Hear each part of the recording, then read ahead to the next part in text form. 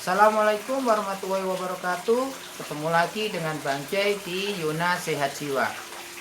Kali ini Bang Jay akan membahas tentang plant terapi atau terapi dengan tanaman.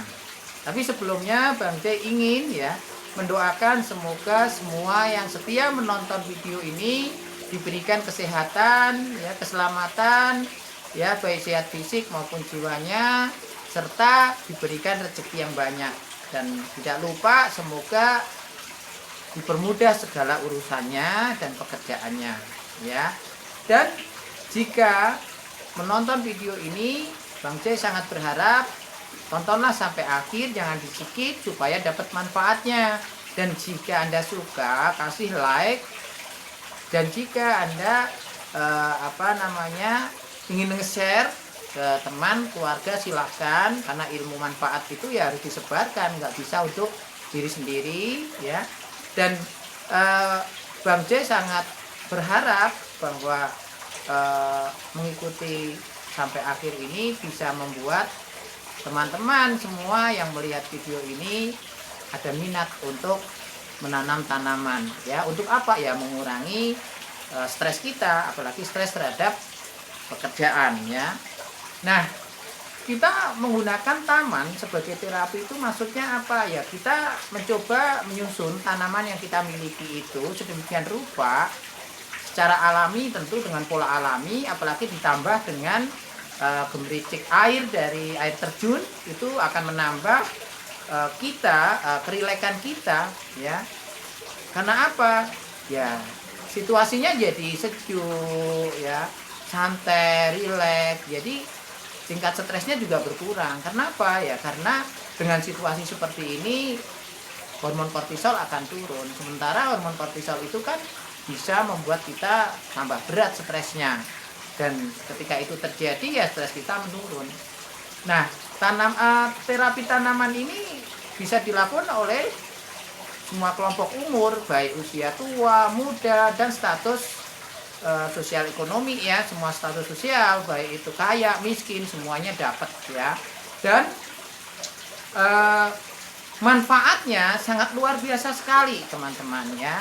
Manfaat pertama, mendorong stimulasi saraf otonom, baik saraf simpatis maupun parasimpatis.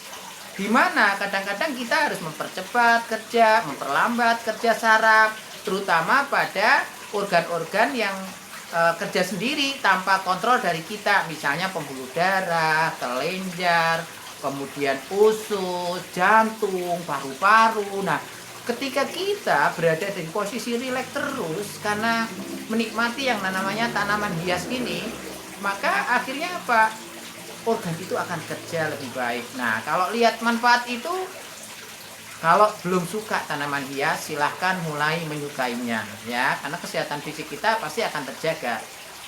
Nah, berikutnya adalah yang kedua, mendorong stimulasi sensorik, terutama apa? Semua panca indera. Nah, sehingga apa? Kalau kita fungsi kerja organnya bagus, kemudian juga fungsi panca inderanya juga bagus, maka apa yang terjadi? Pasti kualitas hidupnya akan lebih baik lagi. Nah, kenapa? Karena kalau kita menikmati, memandang tanaman yang warna hijau banget, kuning, merah, dan sebagainya, tentu akan menstimulasi penglihatan kita. Yang berikutnya, ketika ada bau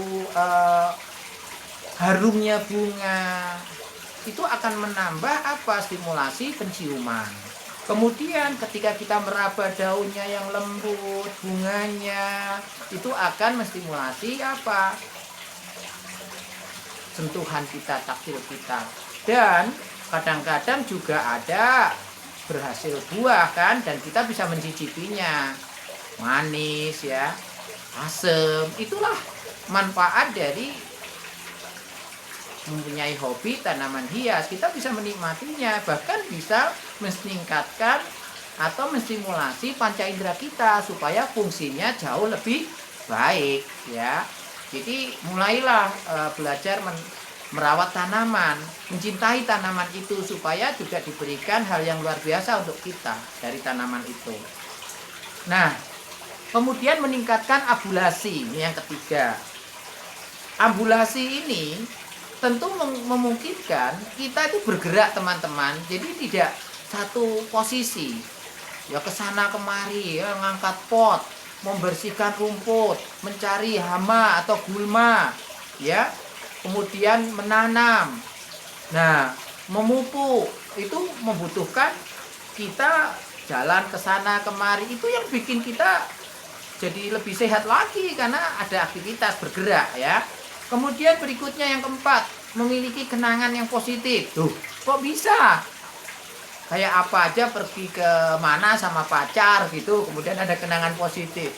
Menanam tanaman juga kita bisa punya kenangan positif. Kenapa? Pernah lah kita menanam, muncul akar baru, wah senangnya minta ampun. Atau muncul daun baru, atau berbunga, atau bertunas lagi, itu menimbulkan kebahagiaan yang luar biasa, ya. Nah sehingga itu ketika kita bicara dengan teman-teman kita, dengan saudara kita tentang tanaman yang sama, kita punya pengalaman yang positif dan bisa kita ceritakan ke orang lain. Itu juga bisa menimbulkan suatu yang luar biasa, ya. Kemudian yang kelima, tentu yang paling penting adalah ketika kita bercocok tanam, menikmati tanaman hias, tadi sudah saya sampaikan bahwa kortisol, hormon kita akan berkurang, sehingga stres yang kita rasakan juga tentu akan berkurang, ya. Kalau stresnya berkurang, kira-kira seperti apa? Pasti tidurnya akan bagus kualitasnya. Jadi bagaimana menjalani hobi bercocok tanam, apa tanaman hias, itu bisa memperbaiki siklus tidur, ya. Nah, kemudian ada lagi nih, mengurangi rasa sakit loh. Kok bisa ya mengurangi rasa sakit ya? Nyeri bisa dihilangkan dengan kita menikmati tanaman. Tentu dengan kita melihat tanaman, hijaunya tanaman dan sebagainya, pastilah akan menjadi rileks. Kenapa? Teralihkan lah.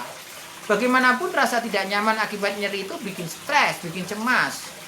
Nah, sehingga jika kita fokus pada tanaman, perkembangan tanaman, setiap hari kita periksa, ya,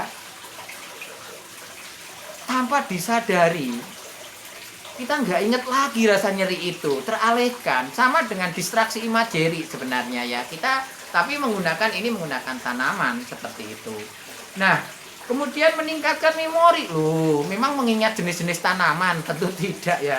Tetapi dengan merawat tanaman, kita menikmati keindahannya, apalagi itu di belakang diterpa angin, goyang-goyang, itu kalau kita benar-benar nikmati, kita akan mendapatkan, kita bisa konsentrasi ya, kemudian menjadi jauh lebih rileks, sehingga apa? Kita itu akan mudah untuk mengingat sesuatu, nggak ada retensi. Kita akan mudah mengorganisasi, mengumpulkan informasi itu menjadi sebuah kalimat dan sebagainya, sehingga daya ingat kita menjadi jauh lebih baik. Yang berikutnya adalah meningkatkan harga diri. Nah tentu ketika kita menanam dan tumbuh dan berbuah, berbunga, bahkan orang lain bisa menikmatinya, itu luar biasa sekali. Rasa bangga ya, bermakna, aku ternyata bisa ya menanam ya. Nah belum tentu loh orang lain bisa. Artinya apa gunanya saya mikir yang jelek-jelek tentang saya, toh nggak ada buktinya, dan orang lain bisa menikmatinya dan mereka senang dengan apa yang saya lakukan. Nah itu akhirnya meningkat harga dirinya, kritik dirinya akan menjadi berkurang ya.